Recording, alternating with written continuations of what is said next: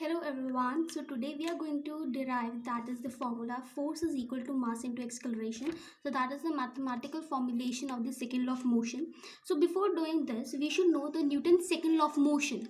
So the Newton's second law of motion states that the rate of change of momentum of an object is proportional to the applied unbalanced force in the direction of force.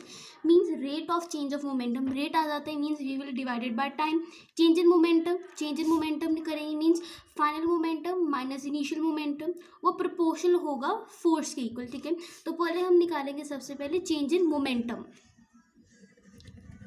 Change in momentum is equal to momentum को हम P से represent करते हैं. Momentum final minus momentum initial that is M we minus M U. भी किस तरह आया हमें पता है that is momentum is equal to mass into velocity.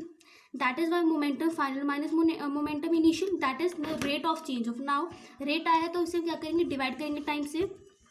so rate of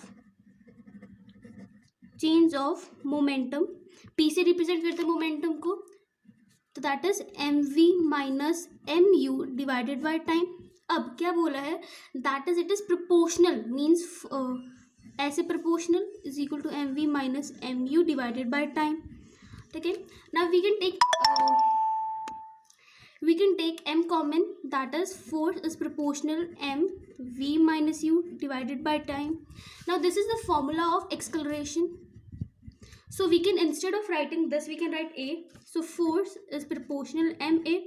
अब प्रोपोर्शनैलिटी और इज इक्वल टू साइन में बहुत डिफरेंस होता है. तो पर जब ये प्रोपोर्शनैलिटी को हम इक्वल टू साइन में जब कन्वर्ट करेंगे तो एक कांस्टेंट आएगा. तो कांस्टेंट को हम के से रिप्रेजेंट करेंगे और जो इस के की वैल्यू है वो होती है 1. इस के की वैल्यू कितनी होती है 1. So we can write force is equal to के एम ए. अब जो ये फोर्स है वो क्या है इज इक्वल टू आ गया के एम ए के. अब के की वैल्यू क्या है 1. So force is equal to ma and hence we have derived it. So let's do a quick revision for this. Okay.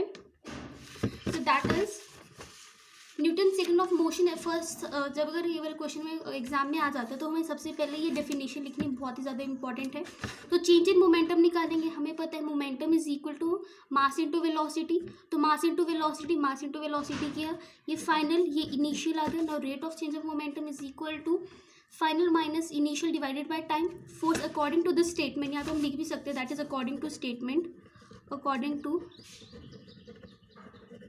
According to statement force is proportional to momentum final minus momentum initial divided by time. अब यहाँ पे क्या है M common आ गया ऐसे लिख लिया. अब ये फॉर्मूला आ जाता है एक्सेलरेशन का. इसके साथ हमने force is equal to m a ले लिया. फोर्स इज इक्वल टू के एम ए बिकॉज हमने के क्या लिया कांस्टेंट लिया है. तो hence our formula is derived. I hope it is clear to everyone. Thank you.